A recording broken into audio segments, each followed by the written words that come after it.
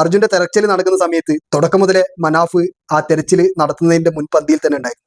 അന്നേരം ഈ കുടുംബക്കാരെയോ ഈ പറയുന്ന അളിയനെയോ കുളിയനെയോ ഒന്നും ആ ഭാഗത്താരും കണ്ടിട്ടില്ല, ആ ഭാഗത്താരും കണ്ടതായിട്ട് ഓർക്കുന്നുമില്ല. ഇനിയിപ്പോൾ അദ്ദേഹം യൂട്യൂബ് ചാനൽ തുടങ്ങിയതാണ് നിങ്ങളുടെ പ്രശ്നം എന്നുണ്ടെങ്കിൽ അദ്ദേഹത്തിന്റെ യൂട്യൂബ് ചാനലിന്റെ ലിങ്ക് ഞാൻ എന്റെ വീഡിയോയുടെ കമന്റ് ബോക്സിൽ ഞാൻ ഇടുന്നുണ്ട്. പറ്റുന്ന ആളുകൾ സബ്സ്ക്രൈബ് ചെയ്യാം. മനുഷ്യന്മാർക്ക് ഇത്രയും നന്ദിയില്ലാത്ത ആളുകളാവാൻ പറ്റുമോ? അർജുൻ എന്ന യുവാവിന്റെ ചിത കത്തി അമർന്നിട്ടില്ല. അർജുൻ ഇപ്പോഴും മലയാളികളുടെ മനസ്സിൽ വലിയൊരു നൊമ്പരമായിട്ട് ബാക്കി നിൽക്കുകയാണ്. അർജുന്റെ ലോറി ഉടമയായിട്ടുള്ള മനാഫ് മനുഷ്യ സ്നേഹത്തിന്റെ വലിയൊരു മാതൃക കാണിച്ച് നമ്മുടെ മുന്നിൽ നിൽക്കുന്നുണ്ട്. അതിനിടയ്ക്ക് അർജുന്റെ ചിത കത്തി അമരുന്നതിന് മുമ്പേ തന്നെ നന്ദികേടിന്റെ വലിയൊരു മാതൃകവുമായിട്ട് രംഗത്ത് വന്നിരിക്കുകയാണ് അർജുന്റെ കുടുംബം. അവർക്ക് പറയാനുള്ളത് എന്താണെന്ന് നമുക്ക് കേട്ടു നോക്കാം. ആണെങ്കിൽ അദ്ദേഹത്തിന് യൂട്യൂബ് ചാനൽ ഉണ്ട്. ആ യൂട്യൂബ് ചാനലിൽ കൂടെ അർജുനോട് ഒരു തുള്ളി സ്നേഹം ഉണ്ടായിരുന്നെങ്കിൽ അങ്ങനെ ഒരു സംഭവം ഈ എല്ലാ കാര്യവും അവിടുന്ന് വീഡിയോ എടുക്കും. എന്നിട്ട് അവർ നമ്മൾ സംസാരിക്കാൻ തരോ 600 പേര് കാണുന്നുണ്ട്, 700 പേര് ഇപ്പൊ കാണുന്നുണ്ട്, അടിപൊളിയാണ്, സൂപ്പറാണ്. ഈ രീതിയിലുള്ള കാര്യങ്ങൾ ഞങ്ങൾക്ക് എത്ര അഭിജിനെ നോക്കൂ. ഇത്രയും കാലം അഞ്ചു പെട്ടെന്ന് തരത്ത് വൈകാരിക തലത്തേക്ക് പോകാൻ കാരണം അവിടുത്തെ ഈ കളികളൊക്കെ കണ്ടപ്പോഴാണ് അഞ്ചു ഇത്രയും വൈകാരിക തലത്തേക്ക് മാറിപ്പോയത്. അവളവിടെ വന്നിട്ടുണ്ടായിരുന്നു. എന്നിട്ട് ഇവർ ഈ യൂട്യൂബ് ചാനൽ കൊണ്ട് ഈ അർജുനെ ലോറി വെക്കുന്നതും ഇതെല്ലാം നാട്ടിൽ അതിന് നമ്മുടെ മുഖ്യധാര അർജുനോട് കുടുംബത്തിനോട് സ്നേഹമുണ്ടെങ്കിൽ അദ്ദേഹം അങ്ങനെ ഒരു കാര്യം ചെയ്യേണ്ട ആവശ്യമുണ്ടോ? ആലോചിച്ച് നോക്കൂ. കോമൺ സെൻസ് ആണ്. അപ്പം ഇതെല്ലാം ഈശ്വർ മാൽപ്പയും പിന്നെ മനാഫയും കൂടി നടന്ന ഒരു നാടക പരമ്പരയായിരുന്നു നടന്നത്. അന്നൊന്നും ഞങ്ങൾക്ക് ഇത് പറഞ്ഞ് കൂടുതൽ വിവാദത്തിലേക്ക് കടക്കാൻ താല്പര്യമില്ലായിരുന്നു. പക്ഷെ ഇതെല്ലാം ഞങ്ങളെ കൊണ്ട് ഇപ്പൊ പറയിപ്പിച്ചത്. ഇവർക്ക് ഇതൊക്കെ ഒരു നാടകമായി മാറി. എന്താല്ലേ, മനുഷ്യന്മാർക്ക് ഇത്രത്തോളം നന്ദിയില്ലാത്ത ആളുകളായിട്ട് അധപ്പതിക്കാൻ കഴിയുമോ എന്നുള്ളത് ചിന്തിക്കാൻ പോലും പറ്റുന്നതിനപ്പുറമാണ്. എന്തായാലും അതിന് മറുപടിയായിട്ട് മനാഫ് പറഞ്ഞ കാര്യങ്ങളും കൂടെ നമുക്ക് കേട്ടു നോക്കാം. ഞാനിപ്പോ അർജുന്റെ വിഷയത്തിന് ശേഷം ആ യൂട്യൂബ് ചാനലിൽ ഒന്നും എന്റെ വന്നിട്ടല്ലോ. ഇനിയിപ്പോ വന്നെന്ന് വിചാരിച്ചോളൂ.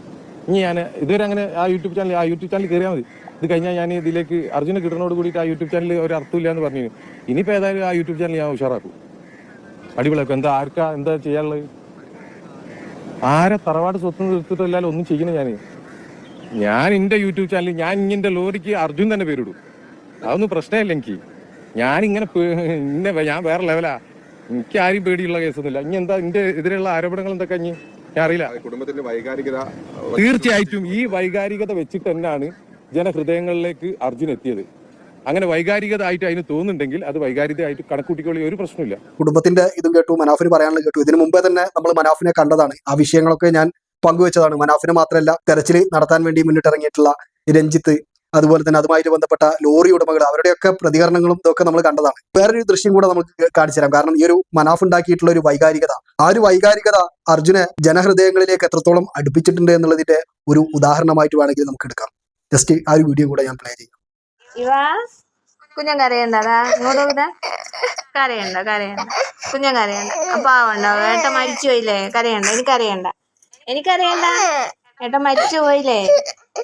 സാരല്ല, പോട്ടെ കേട്ടോ. നമുക്ക് ഒരു ഏട്ടന്റെ വീട്ടിൽ പോണം കേട്ടോ. ഏട്ടന്റെ വാവേനെ കാണാൻ പോണേ നമുക്ക് കേട്ടോ. ഇവര് പറഞ്ഞിട്ടുള്ള മനാഫ് നടത്തിയിട്ടുള്ള ഒരു PR വർക്കിന്റെ ഭാഗമായിട്ട് മലയാളികളുടെ മുഴുവൻ ഹൃദയത്തിലേക്കാണ് അർജുൻ നടന്നു കയറിയിട്ടുള്ളത്. ആ ഒരു അർജുന്റെ വിയോഗത്തിൽ അർജുന്റെ ആരുമല്ലാത്ത, അർജുനെ TV-യിലൂടെ മാത്രം കണ്ട് പരിചയമുള്ള ഒരു കൊച്ചു പെൺകുട്ടി കരയുന്നതാണ്. ഇതുപോലെ അർജുന്റെ കുടുംബത്തിലുള്ള ഈ പറയുന്ന ആരെങ്കിലും കരയുന്നതായിട്ട് നമ്മൾ കണ്ടിട്ടുണ്ടോ?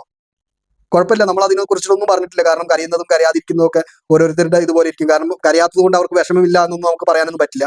അത് വേറെ വിഷയം. അതേ സമയത്ത് തന്നെ അർജുന്റെ തെരച്ചിൽ നടക്കുന്ന സമയത്ത് തുടക്കം മുതലേ മനാഫ് ആ തെരച്ചിൽ നടത്തുന്നതിന്റെ മുൻപന്തിയിൽ തന്നെ ഉണ്ടായിരുന്നു. അന്നേരം ഈ കുടുംബക്കാരെയോ ഈ പറയുന്ന അളിയനെയോ കുളിയനെയോ ഒന്നും ആ ഭാഗത്താരും കണ്ടിട്ടില്ല, ആ ഭാഗത്താരും കണ്ടതായിട്ട് ഓർക്കുന്നുമില്ല. കർണാടക സർക്കാർ തെരച്ചിൽ നിർത്തിവെച്ച ഏതാനും ദിവസങ്ങൾ, ഏകദേശം ഒരു 10-20 ദിവസത്തോളം കടന്നുപോയി. 20 ദിവസം, ഒരു മാസത്തോളം ഒക്കെ കടന്നുപോയിട്ടുണ്ട് തെരച്ചിൽ നടക്കാത്ത ദിവസങ്ങൾ. ഇപ്പൊ ഇവർ നടത്തിയിട്ടില്ല, ഒരു കുടുംബം നടത്തിയിട്ടില്ല, തങ്ങൾക്ക് നാണക്കേടാണെന്ന് പറഞ്ഞുകൊണ്ട് ആ സമയത്ത് അർജുന്റെ തെരച്ചിൽ നിർത്തിവെച്ചു, തെരച്ചിൽ പുനരാരംഭിക്കണമെന്ന് പറഞ്ഞുകൊണ്ട് ഒരു പത്രസമ്മേളനം നടത്തിയിരുന്നെങ്കിൽ, അതിനുശേഷമാണ് ഇവരിപ്പോ ഈ ഒരു പത്രസമ്മേളനം നടത്തിയതെങ്കിലും അംഗീകരിക്കാമായിരുന്നു. ആ സമയത്തൊന്നും നടത്തിയിട്ടില്ല.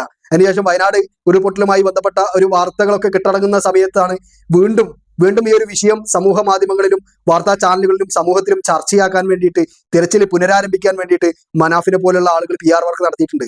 ഒരുപാട് മാധ്യമങ്ങളെയും മാധ്യമപ്രവർത്തകരെയും ഒക്കെ പോയിട്ട് അങ്ങോട്ട് പോയി കണ്ടു. ഇതൊന്ന് വാർത്ത ചെയ്തു തരണം, ഇതൊന്ന് തെരച്ചിൽ പുനരാരംഭിക്കാനുള്ള സഹായങ്ങൾ ചെയ്തു തരണമെന്ന് അഭ്യർത്ഥിച്ചു.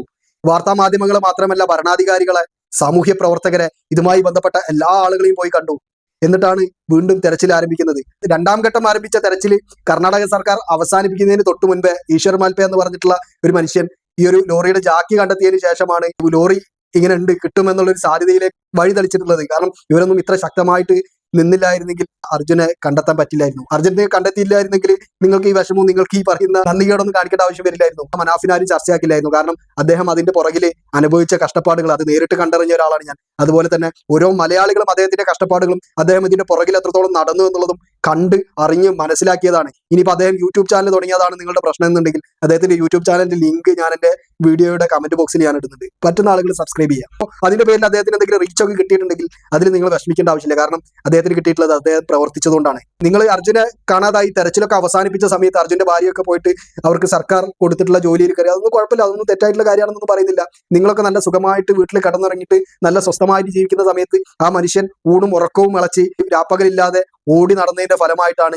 ഇപ്പൊ അവസാനം അവന്റെ ജീവനില്ലാത്ത ശരീരമെങ്കിലും കണ്ടെത്താൻ കാരണമായിട്ടുള്ളതെന്ന് നിങ്ങൾ മനസ്സിലാക്കണമെന്നൊന്നും ഞാൻ പറയുന്നില്ല. അതേസമയത്ത് ഇതുപോലുള്ള നന്ദികെട്ട വാക്കുകൾ ഒഴിവാക്കിയെങ്കിലും ചെയ്യായിരുന്നു. മിനിമം ഒരു അർജുന്റെ ഒരു ചിത കെട്ടടങ്ങുന്ന ഒരു സമയമെങ്കിലും നിങ്ങൾക്ക് കൊടുക്കാമായിരുന്നു. ഇത്രയും പറഞ്ഞുകൊണ്ട് നിർത്തണം. നന്ദി.